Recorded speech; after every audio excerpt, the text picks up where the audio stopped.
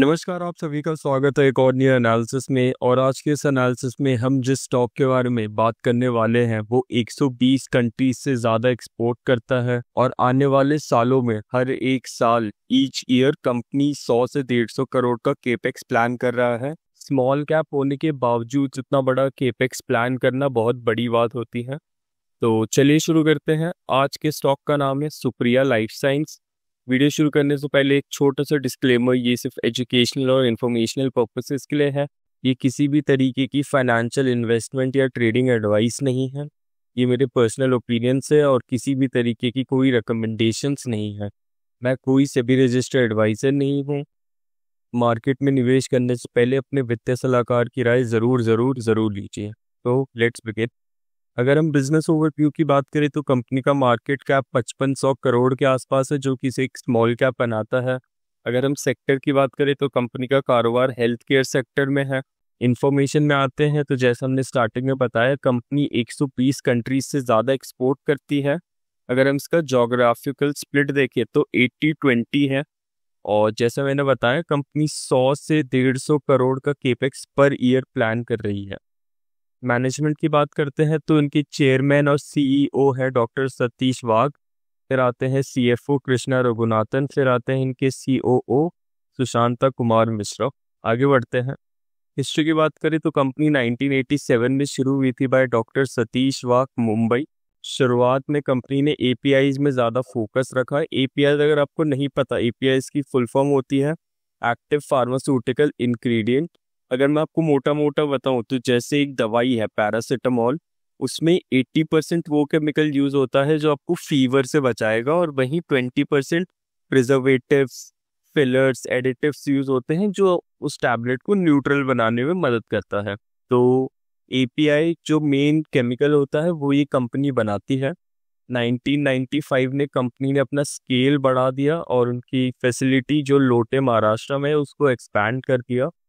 2003 से 6 के बीच कंपनी ने काफ़ी सारे सर्टिफिकेशंस लिए, जैसे यूएस की एफडीए से, यूरोप की ईडीक्यूएम से, कनाडा की हेल्थ कैनेडा से, ऑस्ट्रेलिया की टीजीए से। ऐसे भी बहुत सारे देशों के अलग अलग हेल्थ फैसिलिटीज से कंपनी ने सर्टिफिकेशंस ली, जिससे कंपनी अपना एक्सपोर्ट पोर्टफोलियो बढ़ा सके। 2015 में कंपनी के एक्सपोर्ट लिस्ट में 86 से ज़्यादा कंट्रीज आ चुकी थी। जैसे मैंने बताया, कंपनी का नीश मेन एपीआईज में था और एपीआईज में भी एनेस्थेटिक्स, विटामिन्स और एनेस्थमाइन्स में कंपनी की लीडरशिप थी। 2020 में कंपनी ने 400 करोड़ का एनुअल रेवेन्यू क्रॉस करा विद अ मार्जिन्स ऑफ 29%, और ये मार्जिन्स एबिडा है। 2021 16 दिसंबर कंपनी का आईपीओ लॉन्च हुआ विद अ प्राइस बैंड 265 से 270 के बीच। 700 करोड़ रेस करने का कंपनी का एम था, जो कि ओवर सब्सक्राइब हुआ 71%। माफ कीजिएगा, 71 गुना। लिस्टिंग से अभी तक 140% का गेन दे चुकी है कंपनी। लोकेशंस की बात करें तो कंपनी की 2 मैन्युफैक्चरिंग यूनिट है। पहला है लोटे परशुराम, महाराष्ट्र में। ये इनकी मेन साइट है, जहाँ पे API manufacturing, R and D, trials, quality control होते हैं। दूसरी साइट है अंबरनाथ, महाराष्ट्र में, जहाँ पे एक्चुअल टैबलेट्स, कैप्सूल्स, मेडिसिन बनते हैं इनके एपीआई प्लांट के इंग्रेडिएंट्स से। और एक फैक्ट मैं आपको बताना चाहता हूँ कि 70% ऑफ इट्स प्रोडक्शन, मतलब 70% जो सुप्रिया लाइफ साइंस बनाती है वो एक्सपोर्ट में जाता है, और एक्सपोर्ट 86 कंट्रीज के आसपास है। आगे बढ़ते हैं। सेक्टर एनालिसिस देखते हैं। अगर हम ग्लोबली एपीआई मार्केट देखें तो 240 से 255 बिलियन के आसपास है। वहीं इंडिया की एपीआई मार्केट 15 से 20 बिलियन के आसपास। ऐसा एक्सपेक्ट करते हैं कि बाय 2030 ये मार्केट साइज 30 से 35 बिलियन तक पहुंचेगी विद सीएजीआर ऑफ 6 से 8% on a conservative side. India को अपनी एपीआई डिमांड में काफ़ी ग्रोथ दिख रही है, और ये ग्रोथ चाइना +1 मॉडल की वजह से है। अगर आपको चाइना +1 मॉडल नहीं पता तो फॉर एग्जांपल, अगर एक कंट्री है यूरोप को 100 बॉक्सेस ऑफ मेडिसिन ए चाहिए, तो वो 80 बॉक्सेस का ऑर्डर चाइना को देगा, 20 बॉक्सेस का ऑर्डर इंडिया को देगा। तो ये ऐसे चाइना +1 मॉडल काम करता है। और नीश जहाँ पे एपीआई और सीडीएमओ जैसे नीश में हाई प्रॉफिट मार्जिन्स रहते हैं, कंपेयर टू अदर फार्मा नीश। और सिंस कंपनी एक्सपोर्ट को ज़्यादा इंपॉर्टेंस दे रही है तो एक्सपोर्ट भी एक इनको प्रीमियम पे करता है जो कि 10 से 30%। ये चीज़ आपको ध्यान रखनी पड़ेगी कि एपीआईज में भी हाई प्रॉफिट मार्जिन है और कंपनी एक्सपोर्ट करती है, एक्सपोर्ट में भी अलग से 10 से 30% के मार्जिन आते हैं। आगे बढ़ते हैं। शेयर होल्डिंग पैटर्न की बात करें तो प्रमोटर 68.3% होल्ड करते हैं, पब्लिक 20.3% होल्ड रखती है, डीआईआई 4.3 और एफआईआई 7.2। यहाँ पे आप प्रमोटर्स के नाम देख सकते हैं, यहाँ पे आप डीआईआईज और एफआईआईज के नाम पढ़ सकते हैं पॉज करके। आगे बढ़ते हैं। फंडामेंटल की बात करते हैं। फंडामेंटल में सबसे पहले पीई। अगर हम सुप्रिया लाइफ साइंस का अभी का पीई देखें तो 25 से 30 के बीच में है, और वहीं अगर हम करेंट सेक्टर का पीई देखें तो 40 to 50 है। अगर हम करेंट सिनेरियो की बात करें तो ये थोड़ा अंडर वैल्यू दिख रहा है, बट अगर हम एवरेज देखें पिछले 10 साल का 30 से 40 है, तो मोटा मोटा मैं इसे बोल सकता हूँ कि ये फेयरली वैल्यूड है। पीई सेंस में कंपनी फेयरली वैल्यूड है। और PEG price to earning growth ratio देखते हैं तो इसका 0.9 है। अगर आपको नहीं पता तो पीईजी या तो 1 होना चाहिए या 1 से कम होना चाहिए। तो पीईजी अच्छा कंसिडर होता है, मतलब कंपनी की ग्रोथ और प्राइस दोनों इक्विलिब्रियम में है। तो कंपनीज के लिए थोड़ी मुश्किल होती है, और इसका मतलब है कंपनी की ग्रोथ उस हिसाब से नहीं हो रही जिस हिसाब से प्राइस बढ़ रहा है। बट मैं आपको एक एक्सेप्शन बताना चाहता हूँ कि पीईजी ऐसे नीश में जहाँ पे एपीआईज काफ़ी हाई मार्जिन में काम करते हैं, वहाँ पे पीईजी थोड़ा हाई साइड में रहने में कोई दिक्कत नहीं रहती। अकॉर्डिंग टू मी 1 से 1.5% का पीईजी भी काफ़ी सही कंसिडर कर सकते हैं। आगे बढ़ते हैं। ईपीएस की अगर हम बात करें तो ईपीएस 2017 में 3.8 था, वहीं अगर हम 2025 में कंपेयर करें 23 आ चुका है। तो मोटा मोटा देखें तो पिछले 8 साल में 8 गुना इसका ईपीएस बढ़ चुका है, जो कि एक अच्छा डिसेंट साइज है इसकी ग्रोथ का। आगे बढ़ते हैं। पीबीटी अगर हम देखें तो कंपनी ने 2017 से 18 एक स्टेडी ग्रोथ देखी थी। 18 के बाद कंपनी ने एक ड्रास्टिक चेंज देखा, तो अपने ऑल टाइम हाई पे था 2021 के अकॉर्डिंग।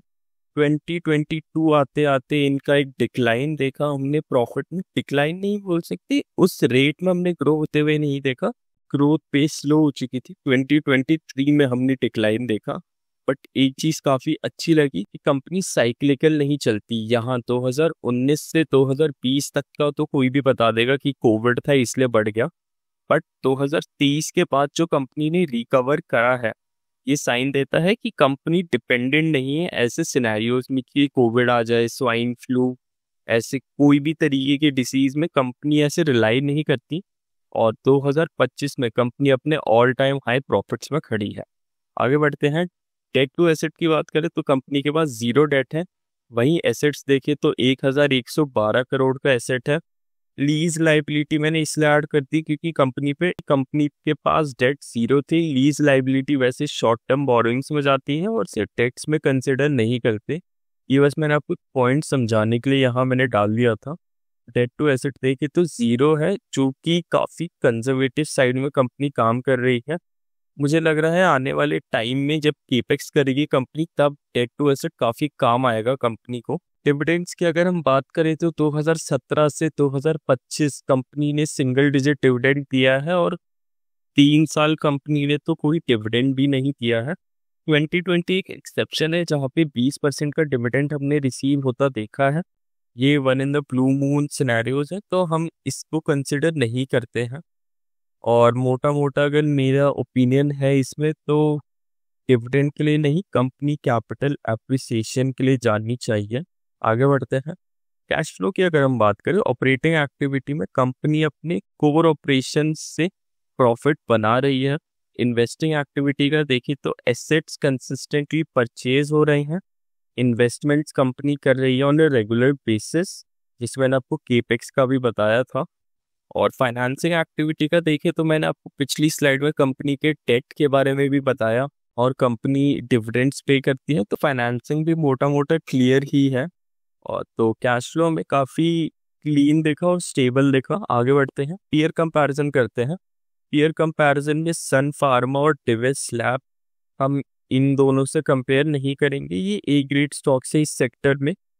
अगर आपको सेफ रहना है तो आपको आपकी इन्वेस्टमेंट इन स्टॉक्स में होनी ही चाहिए। आपको हमारा पता ही है, हम किसी भी स्टॉक के पहले तो लीडर्स से कंपेयर नहीं करते। वो जाइंट्स होते हैं, वो स्लो मूवर्स होते हैं, बट वो आपके पैसे को सेफ रखते हैं। सबसे हम पहले कंपेयर करते हैं टोरेंट फार्मा से। अगर हम टोरेंट फार्मा का डेट देखें 3,202 करोड़, 3,000 है, और सुप्रिया लाइफ साइंस का 5 है। ये सारी करोड़ में बात हो रही है, तो आप मोटा मोटा समझ सकते हैं डेट कितना ज़्यादा है कंपनी का।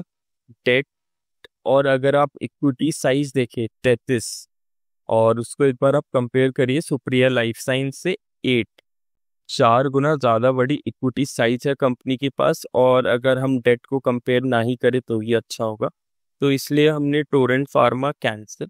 अब हम सिप्ला देखते हैं। सिप्ला में भी डेट है। कंपैरेटिवली अगर हम देखें तो टोरेंट फार्मा से काफ़ी कम है, but still Supriya life science से काफ़ी ज़्यादा डेट है।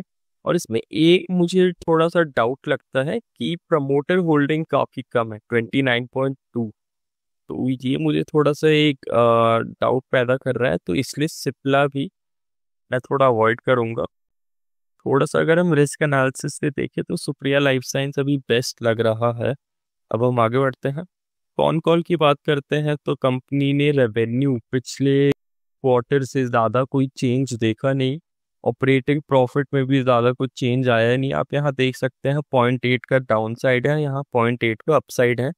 बट पैट अगर हम देखें, पैट में हम डिफरेंस देख सकते हैं 7.5% का हमें टॉप लाइन ग्रोथ दिखी है।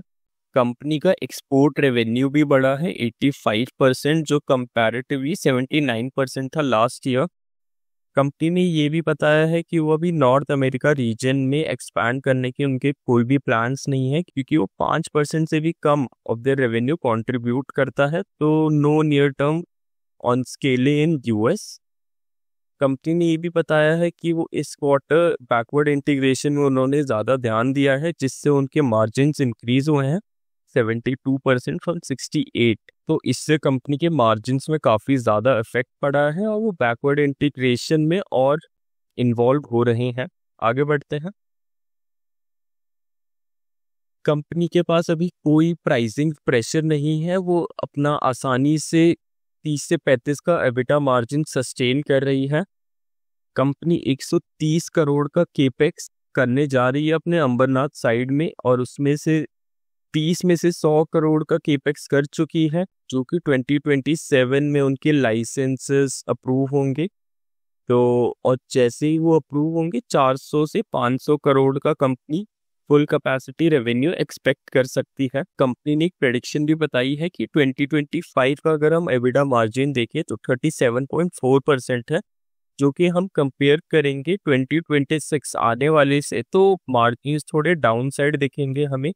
और ये क्यों दिखेंगे? कंपनी के काफ़ी सारे लॉन्चेस हैं लो मार्जिन सेगमेंट्स में, और जैसा मैंने बताया एम्बरनाथ जो उनकी साइट है वहाँ पर भी काफ़ी काम और इन्वेस्टमेंट लगेगी। तो इसलिए कंपनी का 2026 में मार्जिन्स थोड़े से हैम्पर हो सकते हैं, बट जैसा मैंने आप बताया at max full capacity company 450 से 500 करोड़ का रेवेन्यू जनरेट कर सकती है। तो यही थी आज की वीडियो। और जाने से पहले, मार्केट में कोई भी निवेश करने से पहले अपनी वित्तीय सलाहकार की राय ज़रूर लीजिए। And thank you.